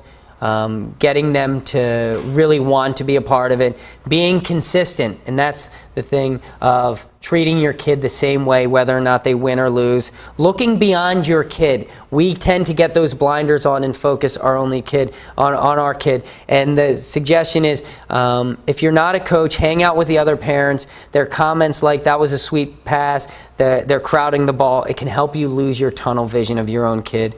Stoke inspiration, that silver lining. Always try and end things with a positive, and discipline privately. I've talked about the positive. There are times when you're going to have to be negative with your son or daughter. If they behave inappropriately on the field, they say something wrong, yeah, you don't neglect it. You address it. That's your role as a parent. But do it privately. Don't do it publicly.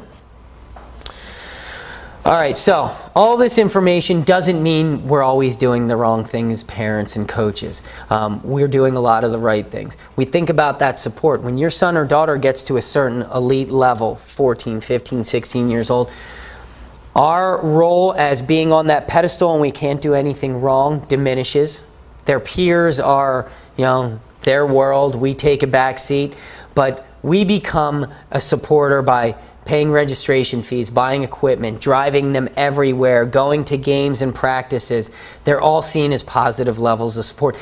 And if we've been that motivator and that assessor of our kids' talents, it's really hard for us to pull away. We want to do that because it feels good to know that we're giving them valuable feedback. But when they get older, our role basically as parents becomes, we're a cab driver, we're a financer, and we're an emotional supporter. Okay? So you have to walk that delicate line between being supportive enough and not being overbearing. Talk to your kids about their feelings. Don't devalue their feelings. Look for the warning signs of burnout. Changes in interest, motivation, sleep, appetite, mood, concentration. Also, unfounded sports injury. They keep on having this knee problem. Take them to specialists, orthopedists, and you can't find anything wrong with them. That might be an indication that they're starting to get burnout, and they're trying to tell you something without telling you that. They really want to take a break. Okay, so think about what kind of player development you're navigating. The smooth navigation is there are few parent problems and few child problems. So you come up with a problem, you solve it very quickly. The difficult one is there are significant problems between you and your son or daughter, but they're ultimately resolved. And the last one is the turbulent, significant problems emerge and they never get resolved. If you're either in the smooth or difficult, you're doing something right. Because yes, problems will surface with every son or daughter. I mean, you guys know that. But if you can resolve them, great. That's what you're supposed to be doing. But if these problems remain unresolved, their motivation is going to decrease. They're not going to perform at their best. And even more importantly, and this is hard for me to say as a coach, the most important thing that is going to happen, the most problematic thing is there's going to be a fracture in your relationship between your son and your daughter, and you don't want that. Okay. Another thing that Coach Barr and I talked about a couple weeks ago was when we yell from the sideline as coaches and players, research has been done that shows that players' peripheral vision diminishes. And the reason is because they're not just focused on the task at hand. Now all of a sudden they hear this instruction from the sideline and their ability to perform goes down because their peripheral vision goes down. Okay, they're not able to attend to these multiple things. Okay, so think about what your sideline demeanor. Talk to your kid. Ask them, do you yell, do I yell too much? Is what I say embarrassing? A good example of this is I was one of the quicker players on the field, and my dad embarrassed the hell out of me when I was young because his nickname for me was Rocket, and he would yell, "Go Rocket."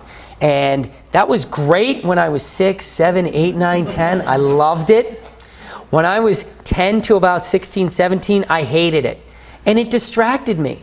I'm embarrassed. All I care about is what my friends think of me. And here I have my dopey dad yelling, "Go Rocket" from the sideline. Right? However, 17, 18, 19, I started to like it again. Okay? Because my perception and what I thought about what my friends were thinking about me, went down and down. So ask your kids, what I say on the sideline, does that embarrass you? Does that distract you? Okay? At Swarthmore College, we've learned through years of coaching on the sideline. We say 3, maybe 4 things during the course of a half. The rest of the time, we just sit down and we watch the game. Our work has been done. If we're constantly yelling at the players, A, they get distracted, and B, they just start to tune us out. Okay? I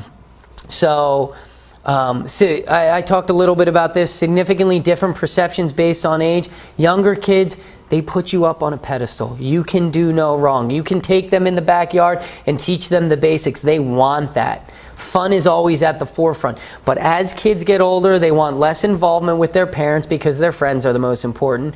Anxiety also increases. The pressure increases. The expectations increase.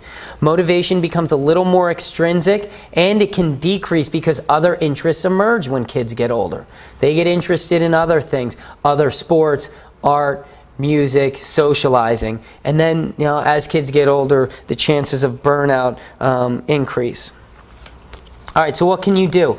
You can influence your son or daughter's perception of outcome expectancies. Is it worth it? They come off the pitch and it's the worst game ever and they're just feeling really negative. Put the positive spin on it, okay? All right, try and shift them from focusing on the negative all the time. Efficacy expectancies. Am I able? Am I good enough? Again, that positive spin can be really, really important. One of the things I do with my athletes at Swarthmore College is a thing called mindfulness. It comes from meditation.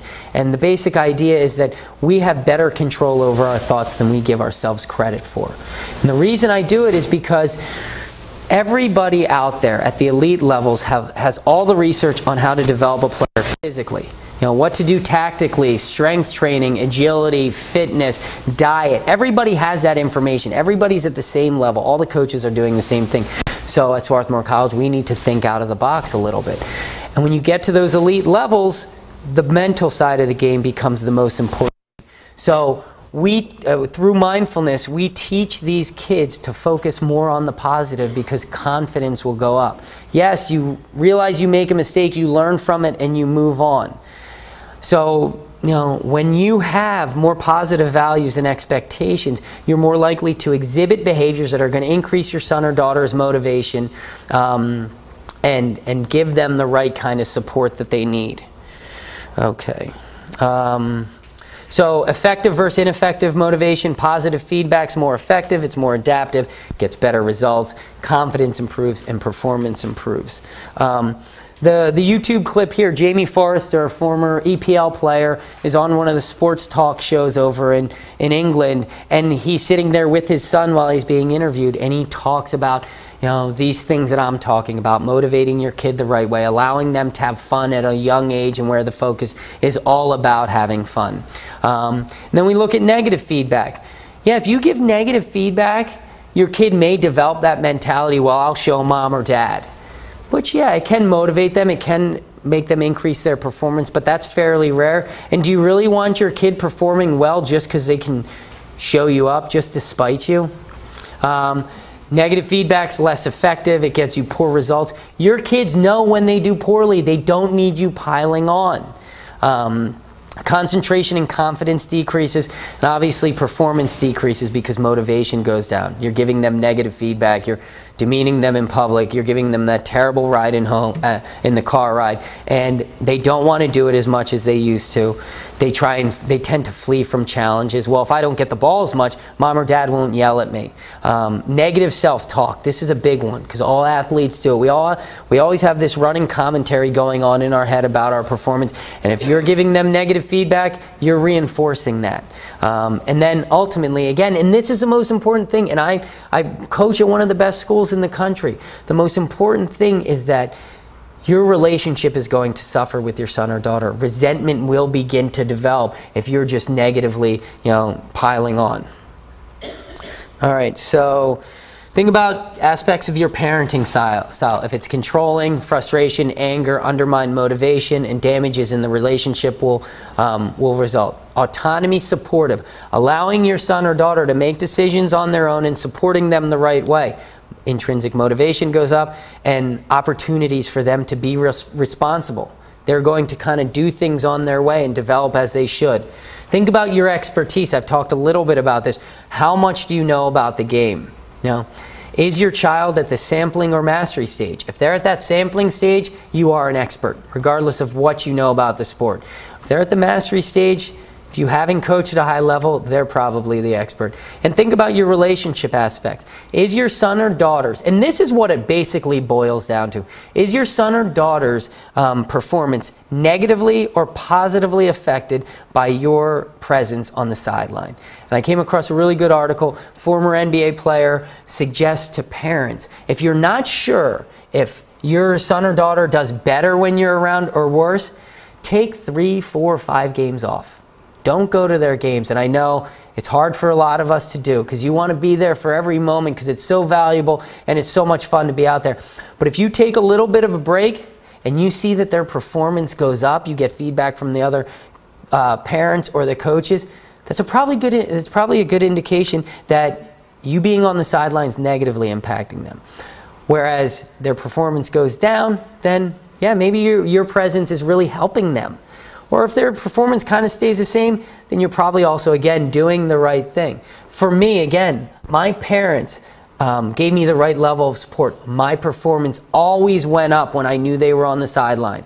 When I played at Millersville, they'd have to travel almost 2 hours for the game. I know I had my best performance. I can still remember the game against Shippensburg when I had a hat trick. I think one of the reasons I had a hat trick was because my mom and dad were there. Okay? So if you're curious about that, take a break. So what else can you do? Be aware of your immediate reaction to failure. Is there anger and criticism? I can't believe you missed that shot. And is your son or daughter's performance an extension of your ego? Does it reflect on you negatively or positively? Yes, it will. They're your son or daughter. But does it cause you to act out of character? Does it cause you to act in ways that embarrasses you?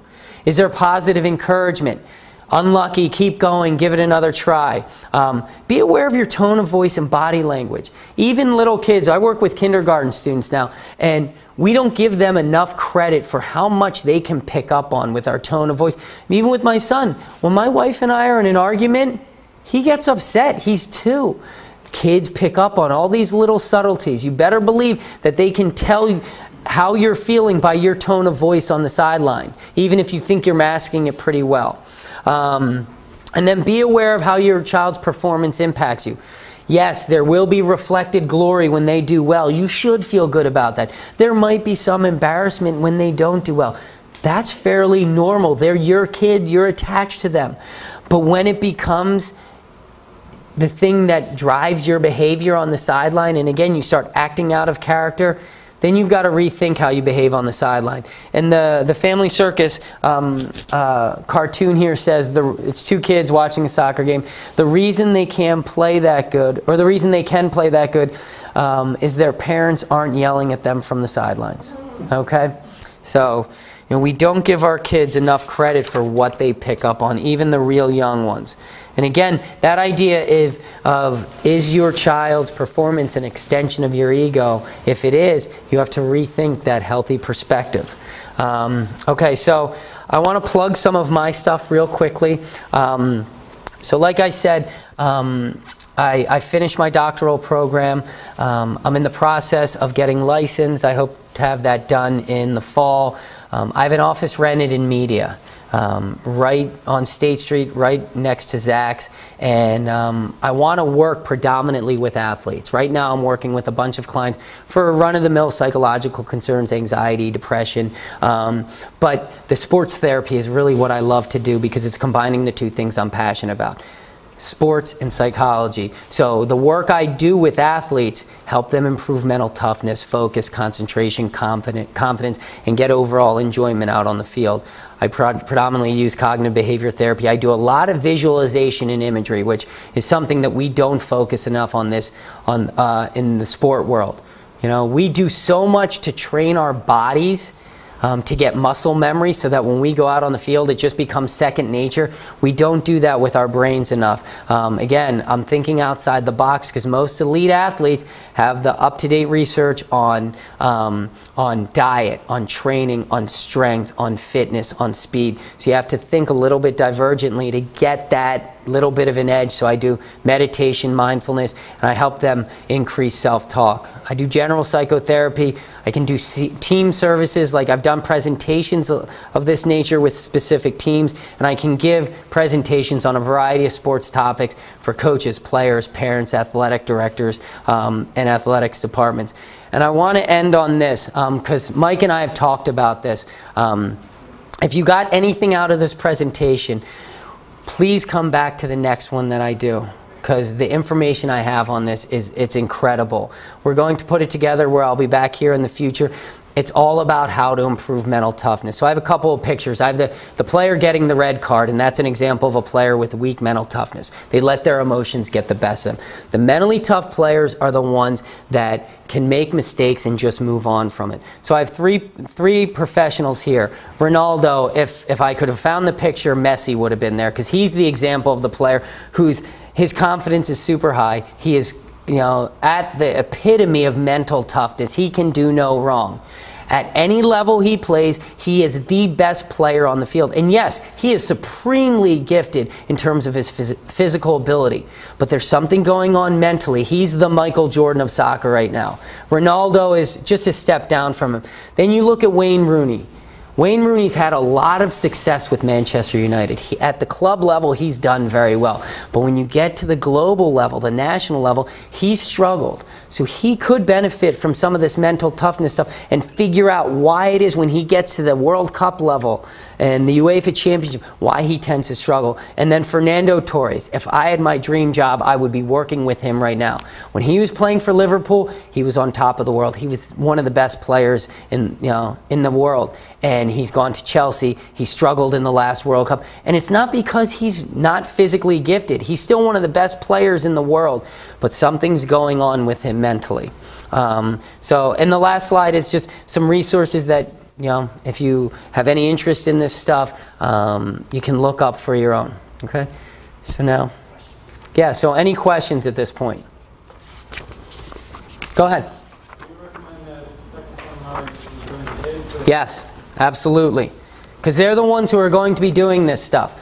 But I found that the parents still need to come also, because kids at that young age don't recognize, and my dissertation proves this, kids at the high school and college age don't recognize the importance of the mental side of things.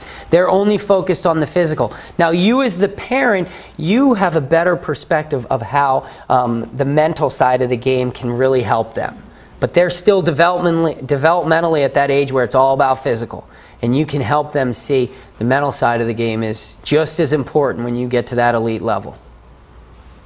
Yeah. I appreciate your research. And is it possible to get the slides so that we can see the links for the YouTubes, because you can't really read them on the handout? Is that doable? Yeah, I can send it to Mike and he'll put it on. Yeah, if you want to put it on a PDF. So Sure. that would. Yeah. Mm-hmm. Sure. Go ahead. At what age do you think children from an emotional, mental capacity can handle the intenseness of travel level soccer? 9-year-olds really handle that, or if we're talking about A-level teams? Well, I'll answer part of that, but then I'll defer to Mike because he's got a better understanding of that with his experience. But I would say a lot of it depends on the kid. Okay, a lot of it depends on. How about the majority of the kids? What do you think? Okay, listen, I'm sorry, what did you say? I'm trying to get them to be specific. Okay, I'll be specific. I think it's nuts. I think we're so far out of touch with kids, and it's all because of a nudge factor. We all make these decisions based on what everybody else is doing. You think a game being played in Baltimore for a 9-year-old has more significance than going 2 townships away for a match? Has none. And we're so involved with following everybody else, thinking our kids are going to miss out if we don't follow up on everybody else. It's become ridiculous. But having parents here, you have to stand up for some of this stuff. I heard your question about cups for U9. Yes. Listen. Why the GPS? Why do you guys do that? Because so many. Did you read all the stuff I write? About playing. You agree with kids playing 2 sports? I think they should be playing 5 sports if they But could. you I have listen. to practice what you preach by having cups in the But spring. you don't. It's not what I preach. It's what the membership preaches. We can only do what they recommend. Okay? For the most part, everybody here, not in this room, but overall, likes the idea of U9 cups. I hate it. I don't think it should be cups until 12. I think cups are great.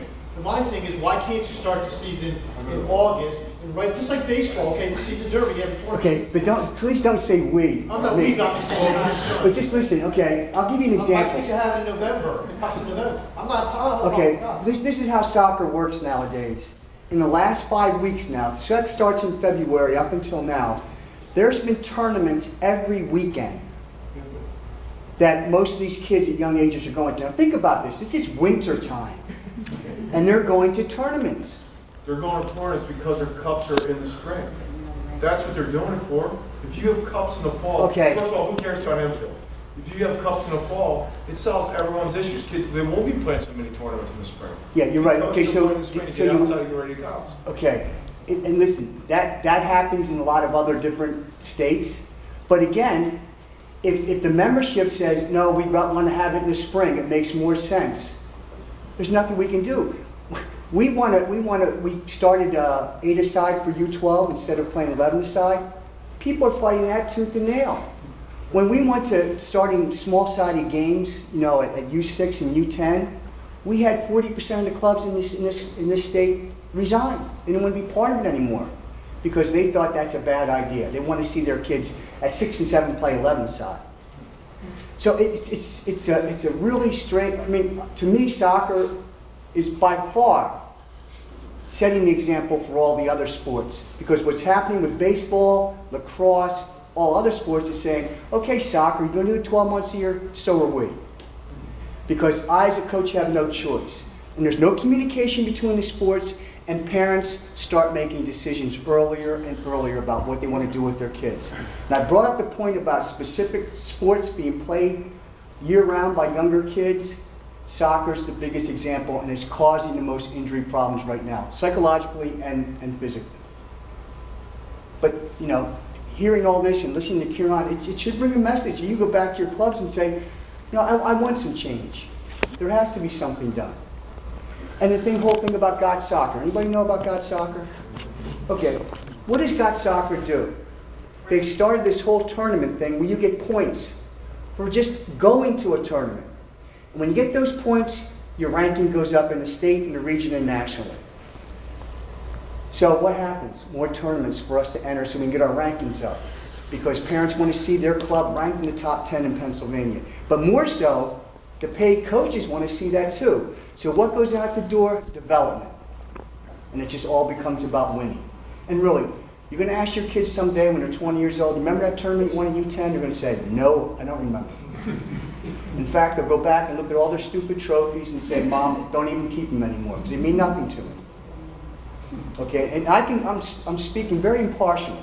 I mean, my kids are older now. 3 got some form of a scholarship to college.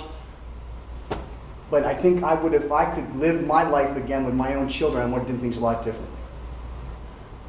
Okay, but I think the message Kieran's giving you is it's pretty clear that we as parents, you know, a lot of us do live out our lives vicariously through our own children. And these are issues that should be addressed. But you can also go to your clubs and say, hey, listen, I don't like the idea of spending this kind of money. You know, my big fear is someday there's going to be some kid out there who had the potential to come up with a way to save energy for everybody in the world, grow all the crops, solve medical issues and things like that. But their parents were dragging them back and forth to soccer practice, never had a chance to figure things out. Okay. So if you think about that idea of your own perspective being healthy, that's when you as a parent have to realize this isn't good for my son or daughter, and I need to make a step. I need to do something about it, even if it's going to hurt my ego, if it's going to make me look like that bad parent in the eyes of my neighbors and my friends and everything. And you have to be strong enough to say, listen, the expectations that are being put on my son or daughter at an age that they're not ready for are too much. And I'm going to pull them out of this team and have them be on a team that they are having more fun and they're allowed to be a kid and they're not expected to be a professional at the age of 9, 10, 11, 12. And it's a hard thing to do. Believe me, it's a hard thing to do. I think about what my parents had to go through. You know, all the effort they put into my brothers and sister who played soccer growing up, and they just got to a point where they didn't want to play anymore. My parents had to accept, all right, you know, even though we put in countless hours driving you know, out to Phoenixville and across the country to these practices. Well, my older brother decided his sophomore year he was done, sophomore year of high school. Yeah, my parents were disappointed, but they realized it wasn't about them, it was about my brother. And he was fed up with it. Okay? Any other questions? Could you just talk a little bit about the whole union juniors type programs versus high schools and where that's taking kids from emotional, mental? I don't know enough about it. I'll let Mike talk a little bit about, and I'll answer, yeah. Okay, the union juniors from U14, U16, U18, they have 40 players at the U14 level, 40. U16 is about 26, 27. U18 about 27, 28. FC Delco, which is also in the Nike Developmental Academy, and PA Classics is also another developmental academy. They decided to tell all their players that they cannot play high school sports this year. They're going to train 3 times a week, and that they have to do that, else they can't be members of their clubs anymore. So they're telling those kids to give up on not only soccer, but any other sports they're going to play. And also, if that's the case, not going to be in any musicals, any theater, anything else. And what they're doing is they're creating a big net, hoping that they'll catch these 1 or 2 kids that might become professional players. Unfortunately, there's a lot of players outside the net who could be identified too, but it's an exclusive environment. And that's what soccer's becoming, very exclusive. Money-wise, club-wise, selection-wise. Just think about this, that you're telling 7-year-olds, what Kieran said, you're not good enough. Come on, you're 7 years old. And there's another article I just wrote about red shirt kindergartners too. That was on 60 Minutes this past weekend, and it affects soccer too. But he might address that issue about becoming exclusive to one sport and high school socials, being socially active. Well, I have a big problem with that because one of my best experiences on the field was what I did on the high school pitch. I had, besides Millersville, where I was playing my best soccer, the next best experience was at high school. I loved it, you know, playing under the lights and being in front of my family and my peers and everything. And if someone were to make me choose between club and high school, I would have chosen high school. Now, I know times have changed since I've been in high school, that clubs are getting more and more power, but again, you influence your child's decision making, and you can get them to realize that that's a bad idea. If their hopes and goals have always been to play high school, let them leave that club team. And I have a big problem with that because what the club teams are doing is the exact opposite of the message that I'm sending you. The message, one of the main messages is don't control, influence, give information, give feedback, don't control. And what are these clubs doing to you and your children? They're controlling. They're forcing you to pick or choose. And do you want your kid to be in that kind of environment where they're forced to be on that team? Probably not. They don't have any sense of autonomy, decision-making power, what that team does. So for me, when I was growing up, I played on a club team, and the club team supplemented high school. High school was the most important thing to me. And again, as a parent, you have your child's best interest in need. In the moment, it may be hard to make that decision to pull them from that club team that they've been such an intricate part of. But if you think that that's what's best for them, and they're starting to have negative impacts because they're just doing this club all year round, take a stand. Be an advocate for your kid. If you think it's bad for them, it's probably bad for them. Yeah. On that note, this goes, I guess, more toward the whole sport, because more and more high schools now look at going to pay to play or can't even fund athletic programs. Are we starting to see a shift over to club and a shutdown of the high school type program? Well, and yeah, that's a terrible thing, because school ultimately is supposed to develop kids to being well-rounded. That's why sports have always been a part of the high school experience. But if you're kind of buying into this club notion and forcing the club and willing to take your kid out of high school, you're sending a message to the school. The more kids that are pulled out of high school and just doing club, you're sending that message that high school sports is not that important. It would be like if the music programs are cut or the drama department's cut. You're saying, oh, well, then I'm going to get them into these private music lessons or private drama clubs, and less kids show up for it. The school's going to realize, you know what, maybe we were right in thinking about cutting it. And you have a voice. Talk to your school board members and speak up and let them know how important you think that is.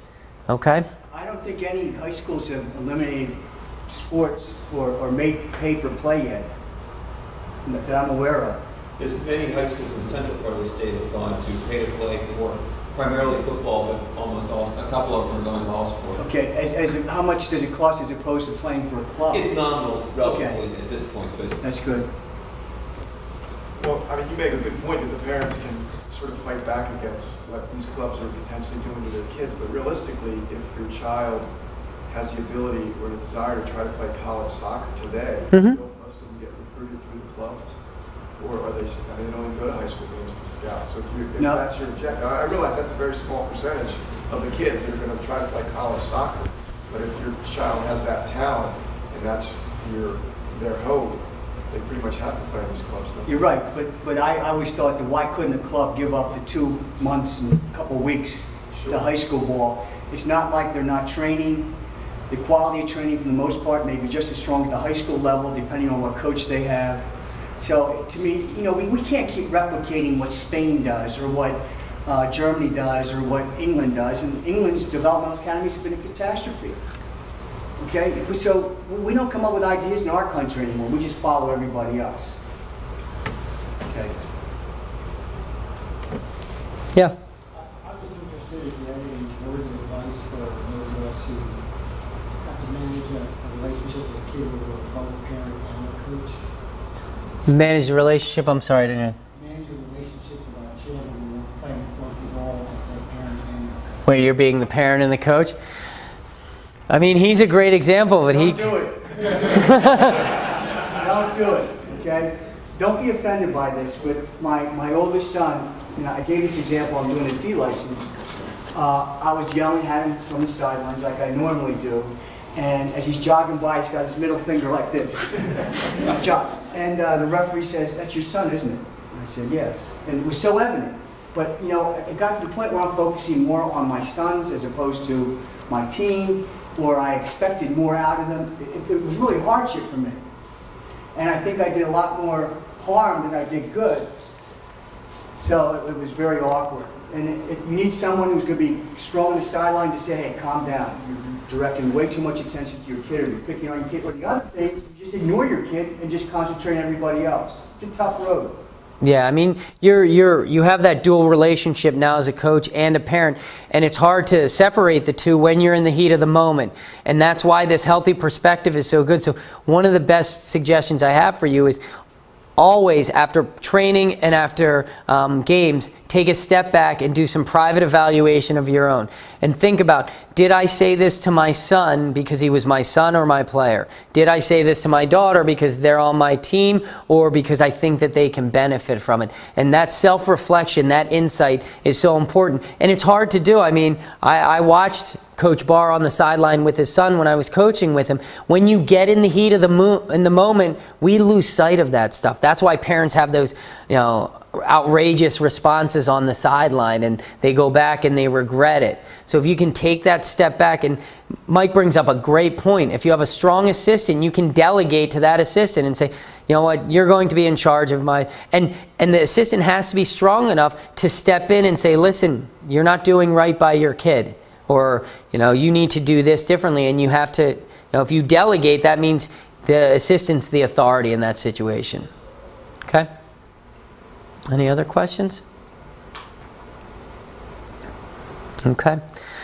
So if you didn't get the PowerPoint presentation, business cards, if you want to email me, I'm a huge nerd for this stuff. Email me. If you're interested in my services, email me. And the other thing I put out there was a sign-in sheet for your email addresses. I'm constantly reading the newest research, and I'll take articles and I'll summarize them. And I'm putting together a mailing list, and I'll take these really kind of nerdy articles, and I'll condense them. I'll make them a little more understanding, and I send them out to the group.